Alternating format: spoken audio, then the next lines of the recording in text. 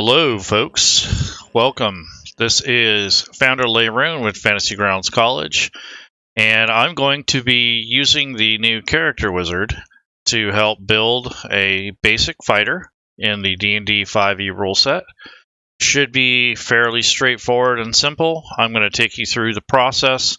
Just keep in mind that the new character wizard is still in progress. It's still kind of in a beta state, and that it has some work that needs to be done, but it's definitely come a long way since the last time I used it.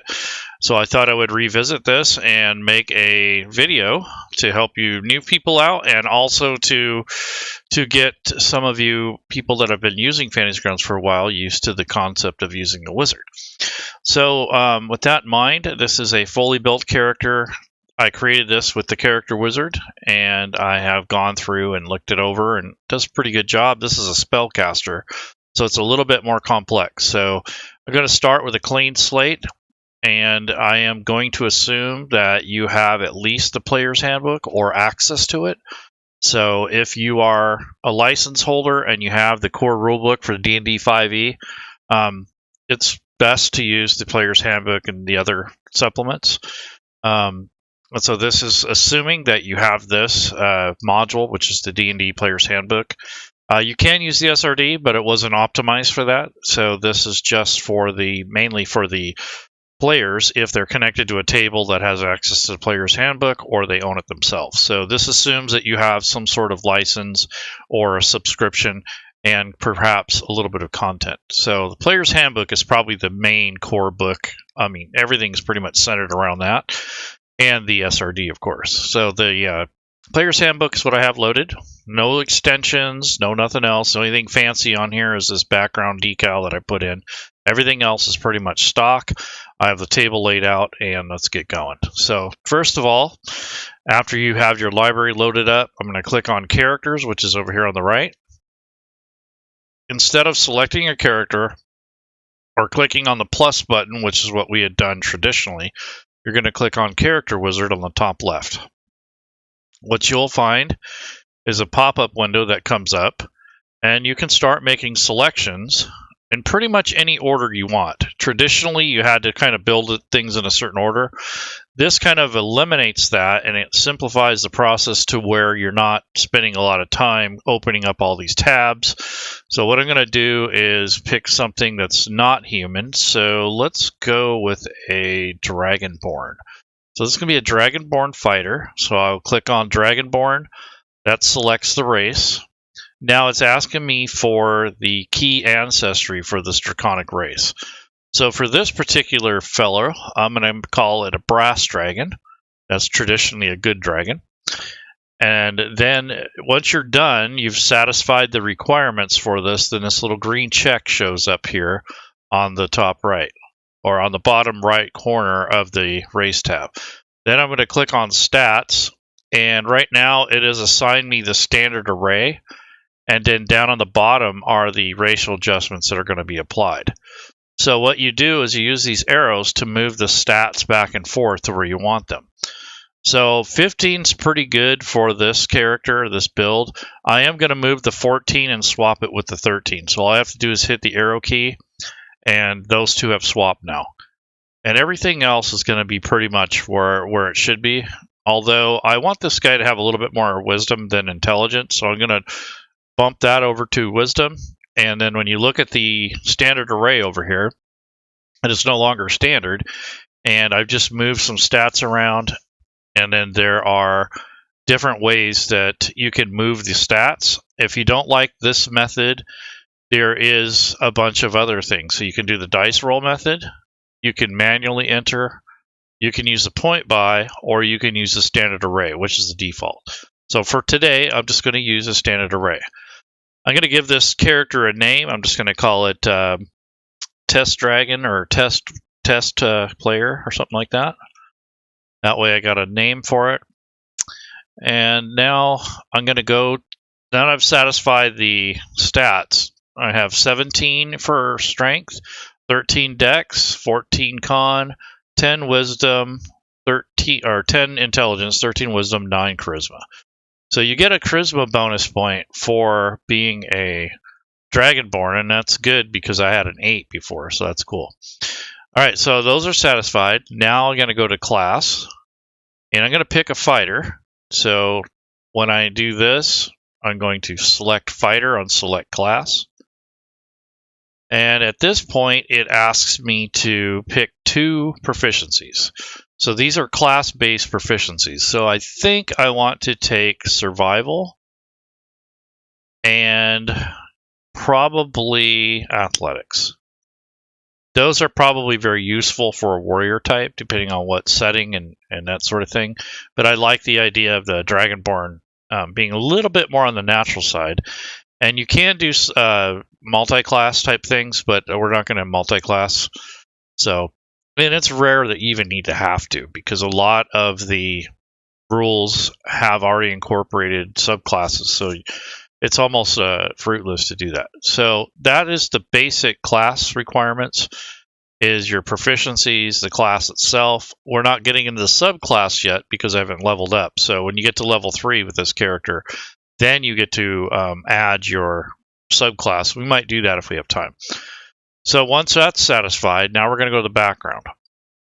So in the traditional way of building, you had the problem where you might actually double up on something. This kind of helps eliminate that. So I picked a background and I picked a class, and sometimes the skills will clash. So I'm going to go ahead and pick a soldier, and then the soldier normally gives you some skills. So you have basically 3 skills here, and one of them probably overlaps. So it'll ask me to pick another one instead of just leaving it be. So it's kind of indirectly telling me that I've chosen a background that already doubles up on my class skills. So that's kind of what this is useful for. It really helps with that. So knowing that, I still have one choice. So I must have picked something that overlapped, and this is why I did this on purpose, so that you can see that. So instead of that, I'm going to do probably acrobatics or something like that. Maybe nature, arcana, perception. Okay, I'll do perception. That's very useful. So that's his skills: athletics, intimidation, perception, survival. See, it helps with the overlap. So now it wants me to select a tool proficiency. In this case, these are playing sets. So being that he's Dragonborn, I'm going to either pick the Dragon chess set or the 3 Dragon Onteach set. So I think the Annie set is calling my name for cards. So that is his proficiency of choice when it comes to his tools and such. And then I go to the inventory section. So what this does is it kind of gives you a rough idea of the choices that you get when you buy things. So what you want to do is go to either chainmail or leather. I think I'm going to go with chainmail since he is a warrior type. It is heavier, but I think he can handle it with a 17 strength. So I'm going to hit that, and that's chainmail. So at this point, if you want to, you can continue on with all your choices, or you can switch over to purchase equipment and then filter it. So I'm going to type chain, and that is going to, and I need to make sure I'm in the right group. So chain here, and then I'm going to filter that out so that hopefully, so we're going to go to armor, and there's chainmail or a chain shirt. So I'll go with the chainmail. And you can click on the button to read about it, and you can see if it requires anything, that sort of stuff. And then it tells you up here that your minimum strength is listed here, if it's heavy, the cost, the weight. So this way you can make better informed choices. So I'm going to go ahead and click chainmail and drag and drop it down. That's how you add it to your inventory. So you can do that at this point instead of at the end. So now I'm going to go back to starting equipment. So we already satisfied choice 1. Choice 2, I think I'm going to give him a spear. That seems like a suitable item for him. But then again, he needs some range, so maybe just a hand crossbow or a light crossbow.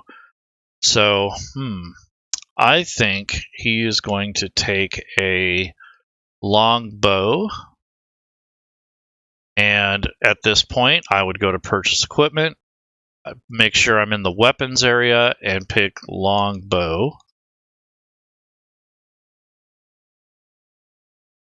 And there again, you drag and drop. So I'm going to go back to the starting equipment. And his second choice will be probably be his main weapon. So I'm going to look at the scimitar because it's light.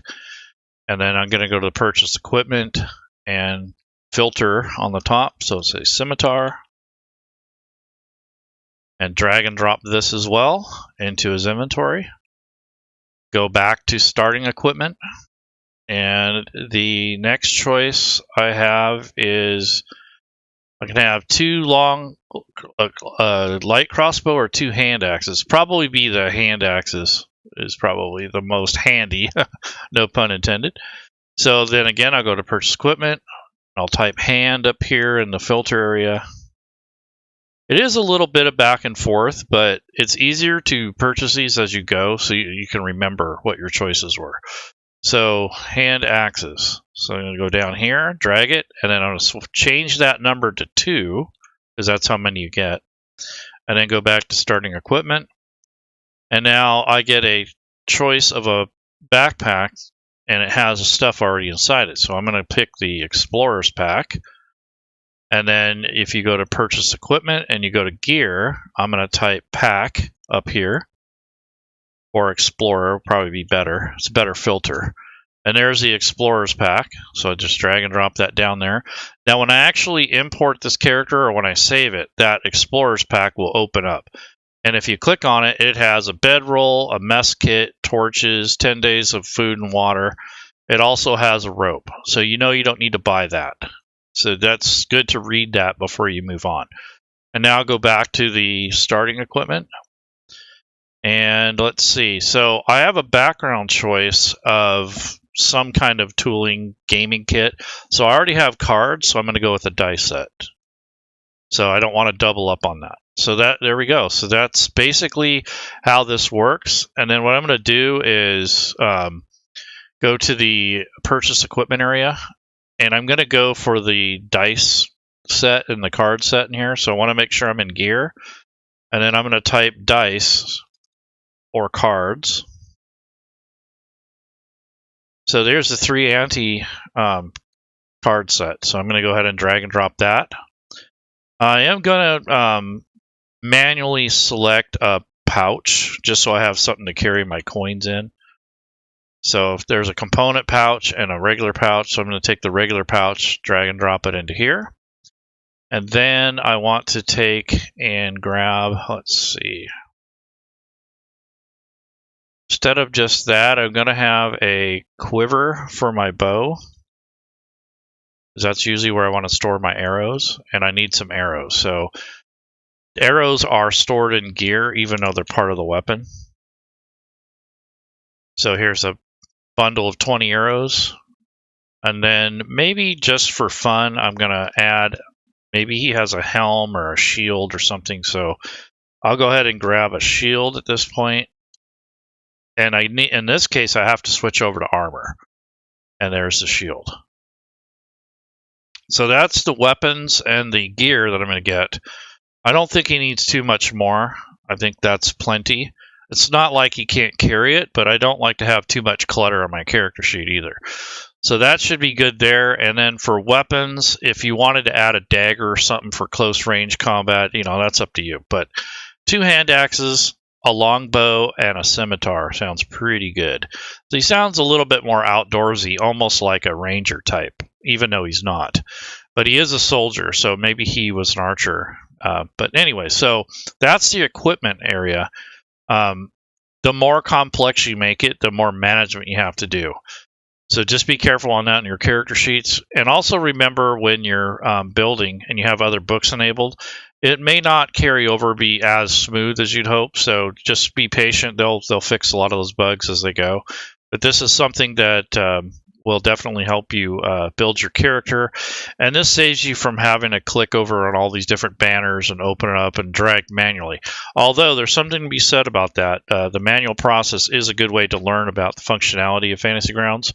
But this really speeds up things, especially for a game master that wants to crank out a bunch of PCs, or someone that's experienced that doesn't want to go through all that and they just want to put together the basics really quick. This is really good for that. For a new player, I would show them this, and then I would show them the older way, and then I would balance that between the two depending on their skill level and what they knew. So that's my 2 cents on that. So now we're going to go, the inventory is optional, but the main ones are the race, stats, class, and background. And this is basically the way that you would want to build the character in the wizard. But if you're going to do it the old way, it's A, B, R, C. So it would be abilities, background, race, and stats. So a battle-ready character is how you'd remember it. But in the wizard, it kind of lets you float around so you don't have to worry about the order too much. And it cuts down on some of the complexities of dragging and dropping, and it also cuts back on the fact that you might drag the wrong thing over, and in that case you can't move forward or backward. You basically have to start over. In this case, this kind of helps with that. So there are some benefits to using this tool. I'm going to click on spells just for a moment. I don't have any because I'm a fighter. The spells area needs a little bit of love and work, but it's functional, at least for the most part. If I picked an Eldritch Knight, then I would have spells that are accessible to me. And then if you had any feats that you were going to pick, depending on what you're building, you would select that here. And then once you're done, you would hit next or save in this case. So when I hit save, it's going to bring up the regular character sheet. And that is basically the real raw basics of building this character. So it's put everything in here. It's a first level fighter. The skills are already set in here. The only thing I might add here is the actual card set if I feel inclined to. You don't have to, but it makes it more convenient. For abilities, he's got his fighting style I need to pick. He has second wind. He has a breath weapon, damage resistance, and his ancestry was that of, we picked the brass dragon. So I probably notate that here. So I just type in brass so that DM knows what I chose. Here's all his proficiencies, including vehicles and a 3 dragon ante. Vehicles land, I think he knows how to ride a chariot or something like that. So I put a note there. He can use all armor, all weapons, shields, that sort of thing. He has common and draconic for his language. Here's his inventory. Now you still have to organize this a little bit. So if you want to nest everything, you can come back through here and assign where the items are stored. So I can put the backpack and fill it up with the bedroll, the mess kit. I'd probably put the rations in there, and I'm just systematically going down this list and just starting with the first letter, and it will bring backpack up. So that's handy. Let's see. So I put the dragon set in the pouch. I'm going to put torches in the backpack. I'm going to put the water skin in the backpack. Usually it's hanging off the side, but no big deal. And once you do that, the items will start nesting. So next to the quiver or the arrows, I will type quiver or start to type it, and then it will nest those into the quiver area. And then the tinder box, I'm going to put that in my pouch. It's small enough to where I can whip that out and start a fire. And then here's your longbow, hand axe, chainmail, and your shield and your scimitar. So make sure that those are equipped, and you're good to go. And I think he gets like a certain amount of gold. So if you want to go and look at that, you open up the soldier background and you scroll down to about towards the bottom. You get an insignia, you get a trophy, you get a dagger or a broken blade, you get a piece of a banner, whatever, it's some kind of token, a set of bone dice or a deck of cards, which I got the deck of cards, a set of common clothes, and a belt pouch containing 10 gold.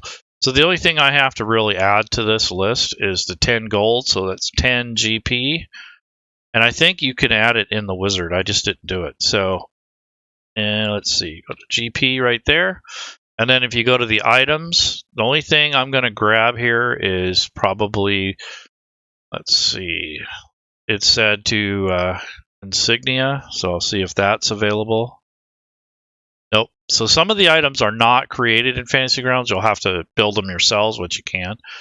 And then it's really more of a role play thing. So if you just want to notate it in your notes, that might work too. But you can come back here and systematically add things if you need to. And generally, like 90% of your stuff should already be done when you're using the wizard. So you can look at this again and say, okay, oh yeah, there's a set of clothes. So he needs a regular set of clothing. So here's some common clothes. So that's the only other thing he was missing, is I forgot to grab his clothing. So if I go back to the inventory tab, I'll just come over here, drag and drop the clothes there. There we go. It keeps track of your current weight, your maximum, your lift and drag. So he can carry 255 pounds, but 135 is where he's at right now. And if you drop the bag, like the backpack right now, over to the right, it's called carried. That's the state it's in. There's an equipped one, which you don't need to do with the backpack or items. Just armor and weapons need to be equipped. And you notice the 3 anti-dragon set doesn't really have a weight, because they don't know how much it's going to weigh. So I just put 0.1 in here in this little box. That way it has a little weight, but it's not too heavy. It's less than a pound.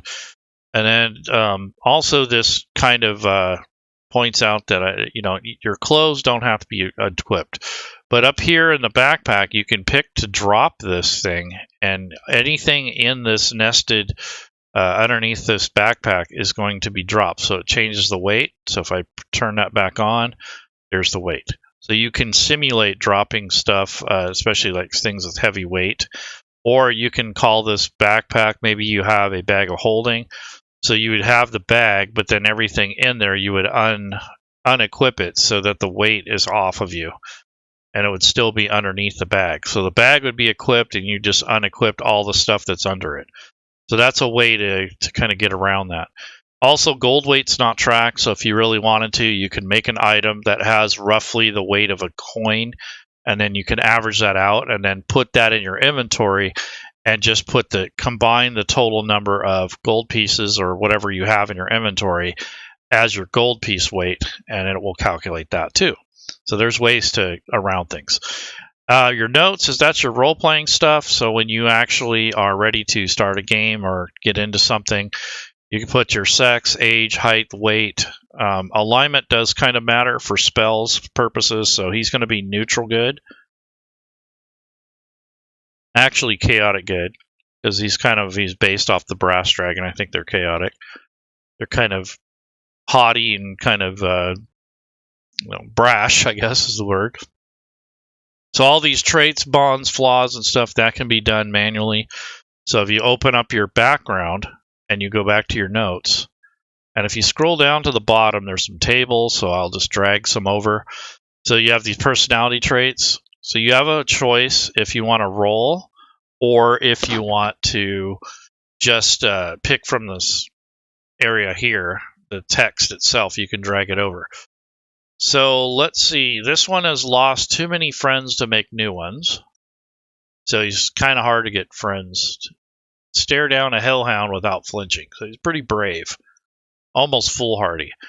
And then if you want to roll, like on the next table, if you're not sure what you want, you can actually roll instead of dragging over the text. And he says might, I don't like that one. So roll again if you don't like it. And there it is again. So it was kind of an evil choice. Don't want that. I want a good thing. So there we go. Live and let live. Ideals aren't worth killing over to going to war over. So let's put that. So he's kind of a battle-hardened kind of maybe a little PTSD. So you can drag and drop the text from the chat window as well. So you just systematically go through each table. You can either pick or make up your own. So it just depends. So I'm going to roll the flaw that he has. So the monstrous enemy we face in battle still leaves me quivering in fear. So he's got a little battle rattle. So that's his flaw. So I got to make sure I drop that in the right place. I did it in the kind of broke the order here. And then I'm going to go to bonds and roll that and see what happens there. It looks like I'll never forget the crushing defeat my company suffered, or the enemies who'd have dealt it. Yeah, that's he's definitely got PTSD from the war. So he probably would rather not fight at all, but he still does out of necessity. I think that's his thing. And it is a male, since I keep calling it he, him. So I'll put male there. If he had a deity, I don't want to take too long, but this is where you put your role-playing stuff. And to get a portrait, you double-click on this or single-click on this portrait, double-click on this data bag. Fantasy Grounds provides you with a lot of base default photos, although you can get your own, but I won't get into that right now. So I'm going to go to FG Fantasy, which is Fantasy Grounds Fantasy Portraits, and I'm going to pick a Dragonborn of some sort.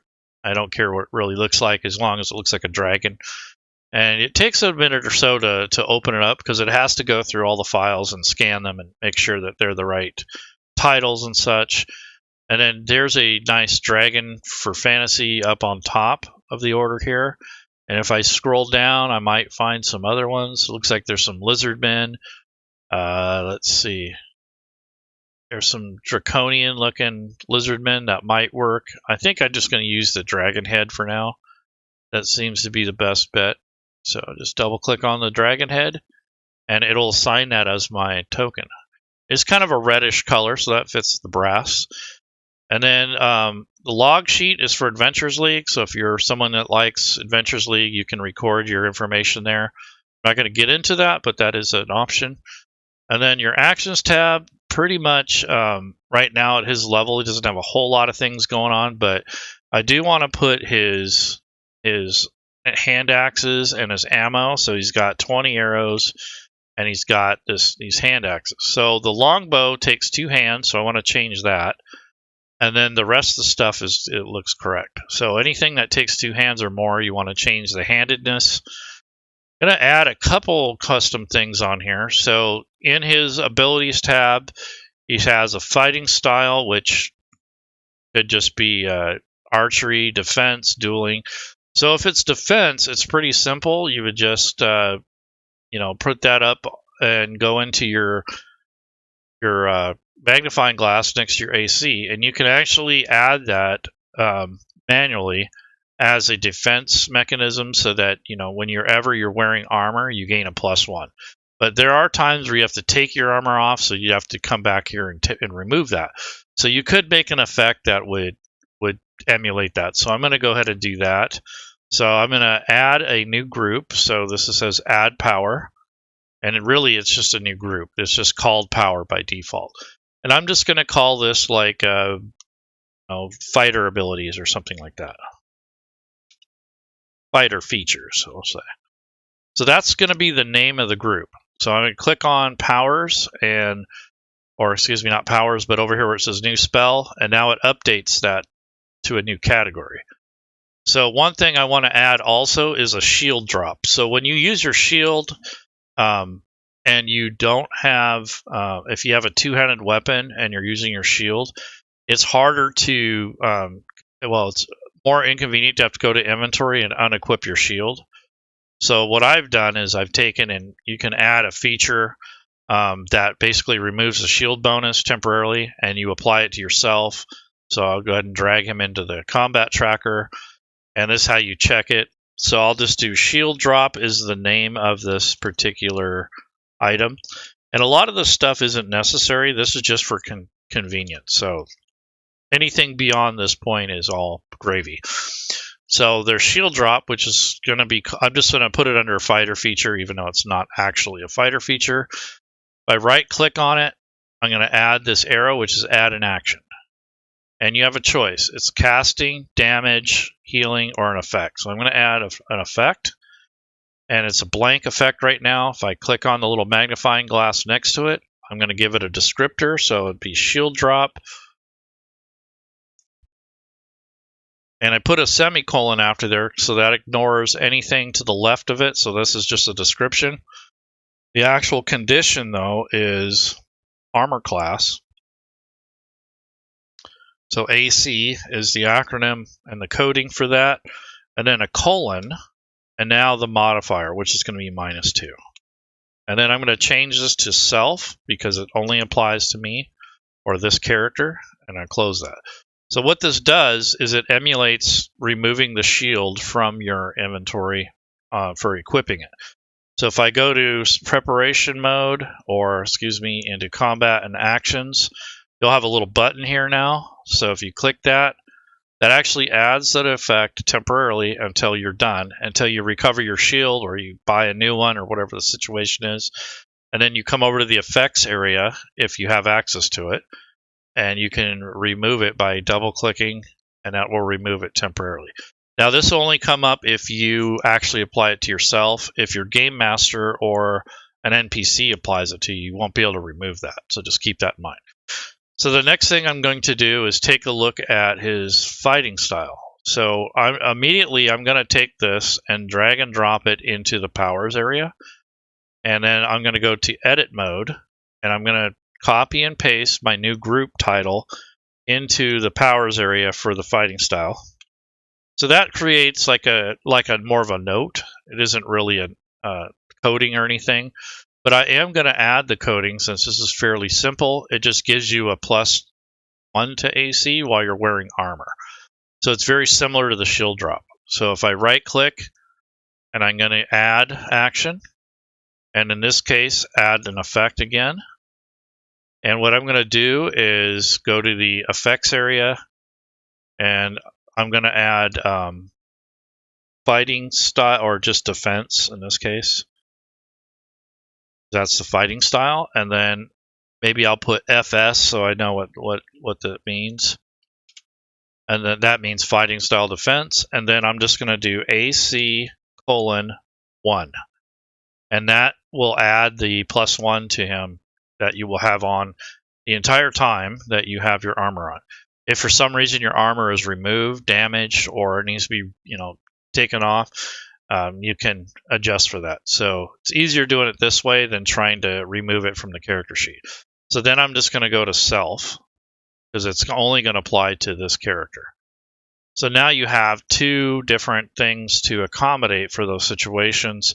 They won't come up that often, but often enough to where you want to have them at your disposal. So the fighting style, I would start off with that right away, because that's something that you're going to have on as long as you have armor. The shield drop is situational, so I don't need to do that. Now let's say we give him a potion of healing. So I'm going to make a new group, and I'll just call this like consumables, I guess. So I'm going to go over here, and I'm going to add a power, which is just a new group, basically. And then I can get out of the edit mode, and then I'm going to call this group consumables or something like that. Items, if you want, whatever you want to call it. So these are things that, they don't replenish. And now when I click over on the left, there's a consumable area. At this point, what I'm going to do is add any kind of consumables that I have in this group. So I know for sure I have rations, which is a consumable. I have torch, which is a light, and I can add a light code to it now. So if I type torch, that will be another one. And then the other would be like water. So it's water skin. I'm going to add one more just for the sake of it, and this is going to be a healing potion. So this is actually a potion. Some people will add potions in a different group. That's fine. I just have them all together because it's easier for me to keep track of them in one place instead of having them scattered all over your sheet. So the next thing I'm going to do is going to go back to get out of the edit mode.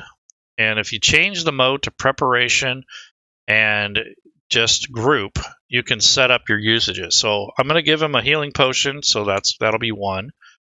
I'm going to give him rations, so that's 10 days worth of rations. He's got 10 torches, and he has 1 water skin. So if you go to his inventory, he has a water skin, he has his 10 days of rations, 10 torches, and then I'm going to add at this point the healing potion. I'll say my DM was nice, gave me a healing potion. So I'm just going to search for healing, and that should bring up the potion. There we go. That's a standard in the player's handbook, so it's not anything special. If you want more items, you have to have the Dungeon Master's Guide or make your own. So I'll just drag and drop this over here. I'll put it in my pouch, and this is my potion of healing. I don't want to put the potion of the healing in potion of healing. I want it in the pouch. So there we go. So the pouch has the dragon set, the tinderbox, and the potion healing. Okay, so now what we have to do is add this healing potion property, and then change these to once, because these are a one-time use. These do not replenish normally after you rest. So that's why I left that there. So then I'm going to change it back to combat and actions. And what you'll notice is you have these little bubbles that you can check off. So when you use these items, they will keep track of, and it makes a record in the chat area. So that's nice. So this is basically a way to kind of manage your consumables. They're not automatically tied into your inventory, so these are more of a manual note-keeping type thing. But I'm going to add functionality to the healing potion. So same type of thing. I'm going to add an action or a effect to it. So if I right-click on it, click the Add Action arrow, I'm going to click Add Heal this time because it's a healing function. And now I'm going to just click on the magnifying glass, click the plus button. If you read the description of the potion, it will be in the items themselves. So if you go to inventory and you look at the potion itself, there is the description. So what I'm going to do is drag two four-sided. So if I pick up a dice, right-click, there's two dice, and I'm going to drop those in the dice area. And then it says +2, so it's basically like a bonus. And for targets, you leave that alone in case you want to share the potion with your allies.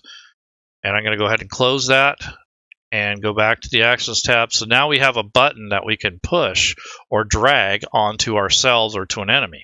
So if I have, let's say I have 4 wounds or 5 wounds, that's pretty devastating for 12 hit points. So if I take this potion button and I drag and drop that onto my character or a wounded fellow, it will add these together, and then it will heal as much as it rolled. So 6, it took away all my damage, and it added the bonuses in and everything. And if I used it, I will check it off, and it will disappear on my sheet when I'm in combat and actions. But if I go back to standard and group, I can uncheck that, meaning I've replenished, or maybe I got another one from someone else, and then go back to combat and actions. So this is the mode that you'd be in when you're playing, is combat actions. The other modes are for building and for setting up your usages. So this is basically almost the last thing. And since I have this healing potion here, I made this manually. I don't have a good description. So you don't have to do this, but I'll usually take and put a description so I don't have to keep going back to the inventory and looking at it. So I'll just Control A, which selects all the text. Control C is copy, and then I'll hit Control V, and that takes and puts the description there so that when you're using the item, you have the description right there. You don't have to go back to your inventory and look it up. And if your GM wonders what you're using, you can drag and drop that over to the chat window, and the description will be displayed to the DM if they want to know. So that's basically how you would kind of set things up a little bit more in advance to help with the smoothness of running your table. Now, there's lots of other coding stuff you can do. I'm just kind of showing you some basics. And then you have Second Wind. So what Second Wind does is it gives you some extra stamina. So it's basically another form of healing. So I'm going to drag and drop that also. And it already added the extra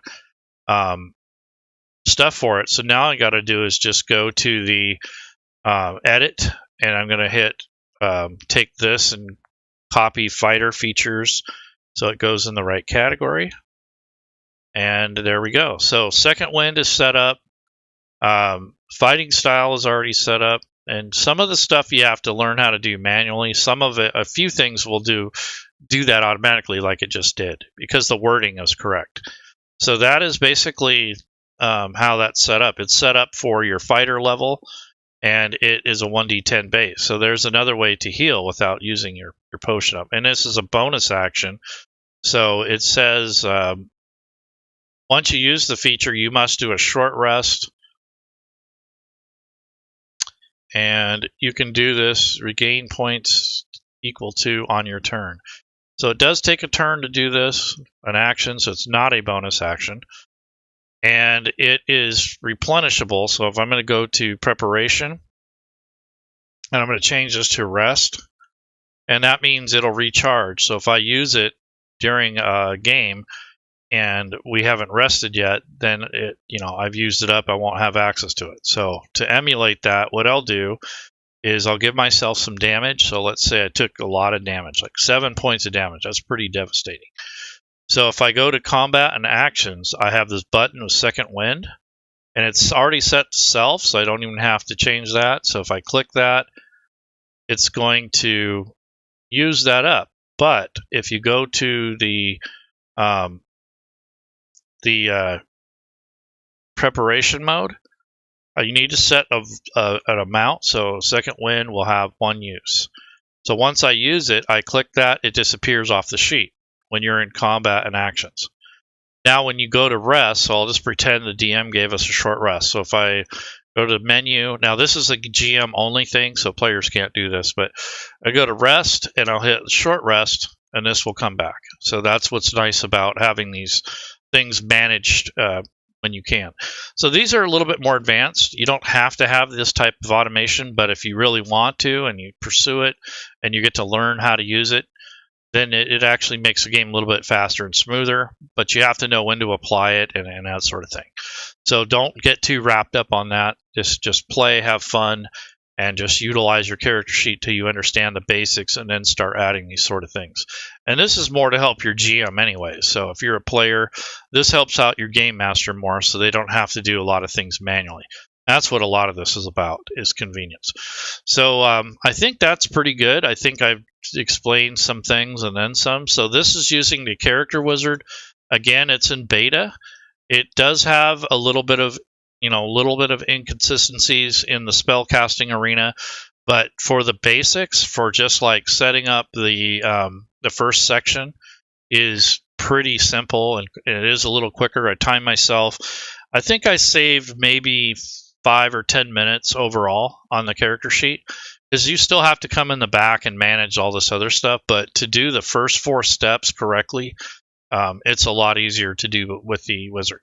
So the next thing is I wanted to look and show you one other thing before I go, and that's to level up. So if you go to the class and level section on the character sheet and you click on this class and level, there's a level up button, and that brings the wizard back up. So it's right up here on the top right. So I'm going to click on that. It goes back into the character wizard. You have a drag and drop, so I'm going to go and select level 2. And basically, once I save it, all it's going to do in this case, it'll show in the chat window. So I'm going to hit save. It added action surge, and then it added more hit points. So if I go to my abilities, I gained action surge, which basically just gives you an extra attack. So I would add that to my group actions here for the fighter. So I'm just going to drag and drop it, and it's just going to go and make its own group. And then I'll just edit that. So I'm going to add the fighter features, hit Control Copy, Control V, which is paste. That puts the action surge in here, and it says that it's a bonus action, so I might put a little notation there so I remember that it's a bonus action. And then once you use the feature, you can reuse it on a short or long rest. So again, I'm going to go to preparation mode, and I'm going to set it for 1, and then I'm going to set it for rest. So if I do a rest, then that will come back. And at later levels, at level 17, you can use it twice. So you would change that to 2 at level 17. So that'll be a while. So anyways, that's how you customize your character and how you make the best of it. When you're done editing, you want to go back to combat and actions. And if you want to read about any of these, you just click on this little bubble, and this will give you an idea of what they are and what they do. And having these little notations on here helps. Like this fighting style is consistent. Second wind is kind of that's a short rest, so you can put your own notes there if you want. And the shield drop is very situational. So that should be your character in a nutshell. So again, this is a test player. And then, of course, you have your racial traits. So that's a whole nother thing. So you have a breath weapon, which you have to choose. And if you chose the brass dragon, it's blue fire, basically, or like a kind of like a fire-based thing. And then you have your damage resistance, which will give you resistance to whatever form of energy. In this case, it's fire.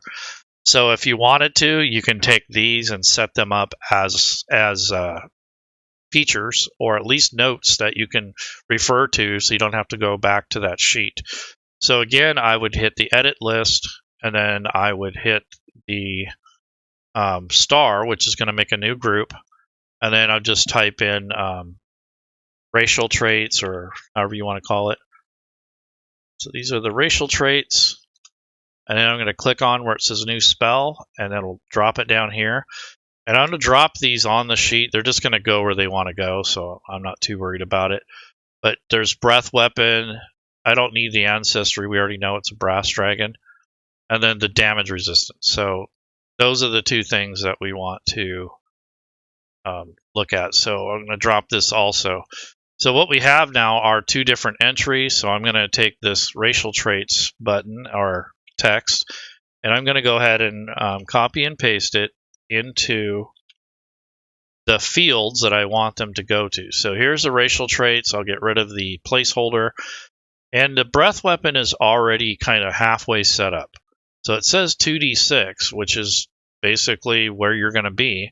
And it already has, it's based on your con modifier.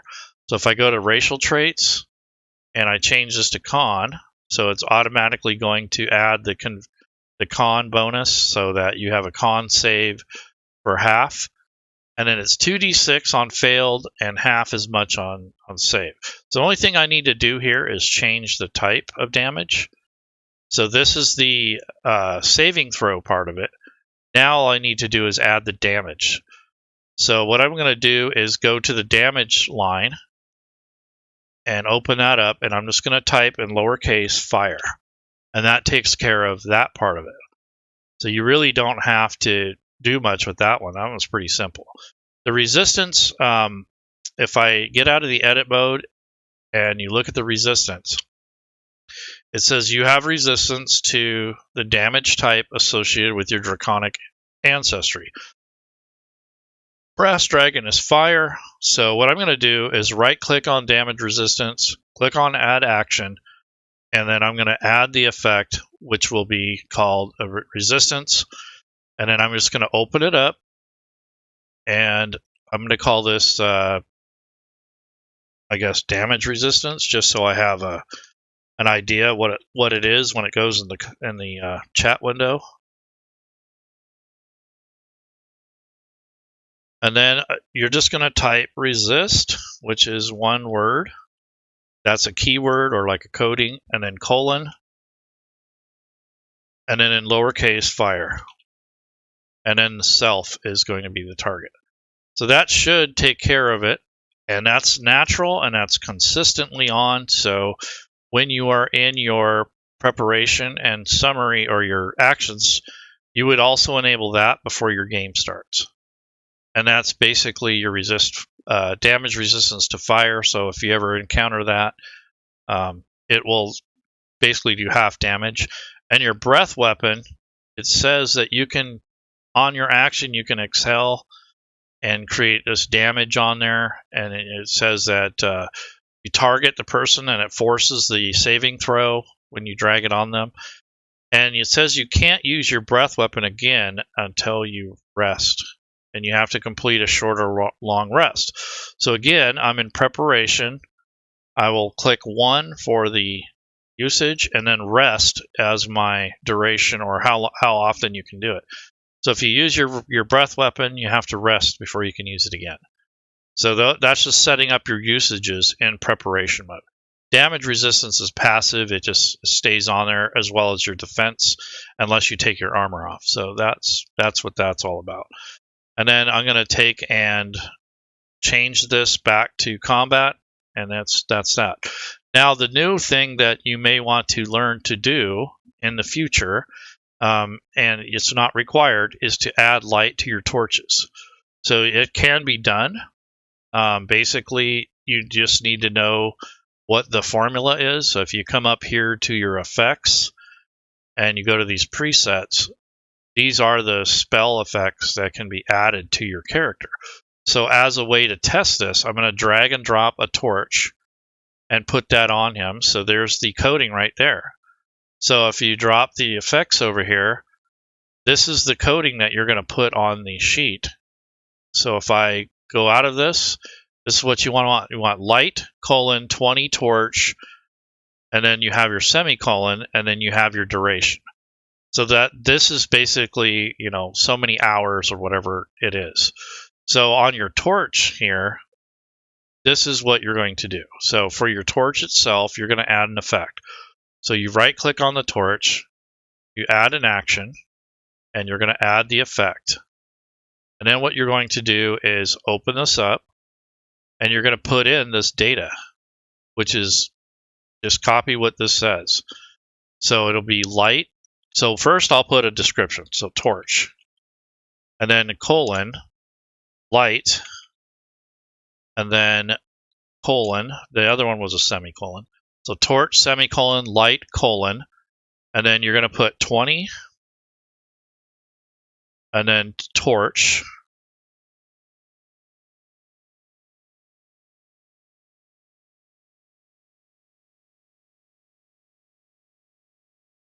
and then for duration, you look up the duration of this torch. So it's in your inventory, and that it will be here, and it says it burns for an hour.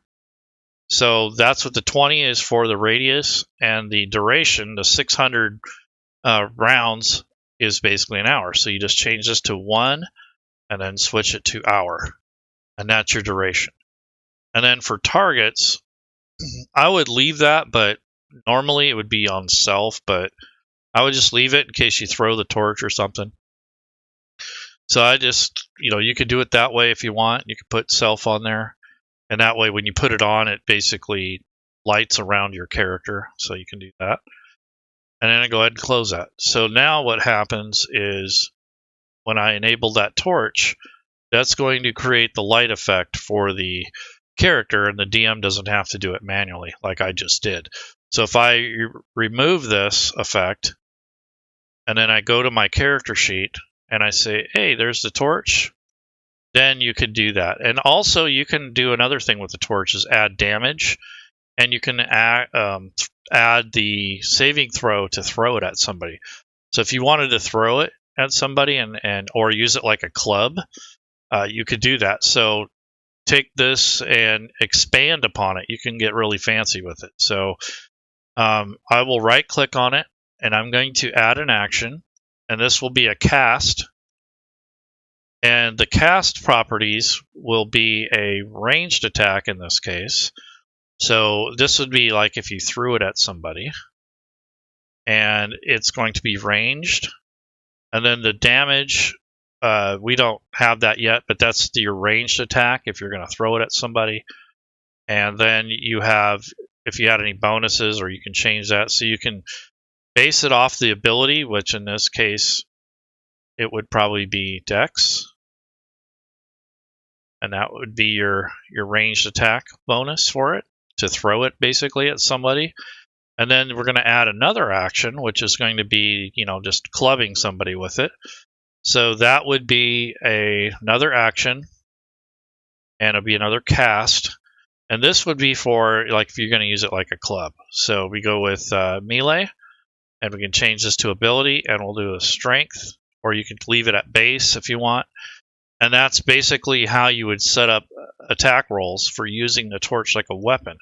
And then the last thing we would do is right click on it and add damage. So the only damage it's really going to do is an extra D1 of fire damage. So, and then of course, if you use it like a melee weapon, it'd probably act like a club. So what we'll do is we'll add 2 actions. So the first action is going to be damage. And what we're going to do is open that up, and we're going to just leave this how it is, but we're going to add an action or add a, this is heal, so I added the wrong thing. So I'm going to delete that, remove the action, and now I'm going to re-add it as a damage instead of a heal. So pick the damage option. Okay, so in the damage option, I'm going to add just one under bonus, and we're going to call that fire. So it only does 1 point of damage and fire when you throw it. But if you hit somebody on the head with it or hit them with it like a club, then we might add another modifier on here like a club if you want. So again, I'm going to right click and add an action, which in this case will be damage. And this is the melee attack version. So I'm just going to hit this right here, and I'm going to add the bonus here for the melee attack. So it will be basically a D4, and it will be bludgeoning.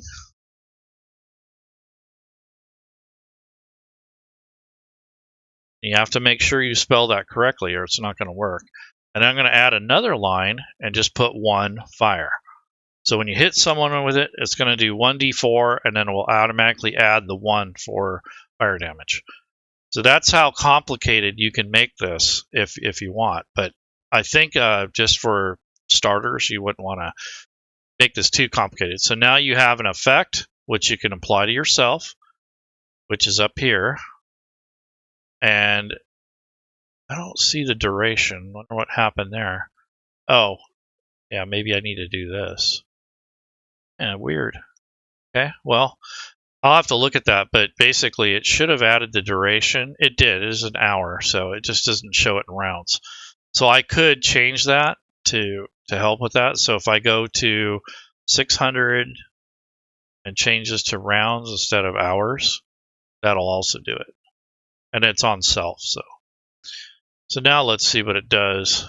So if I remove this from the combat tracker and I just double click on here, let's see if it shows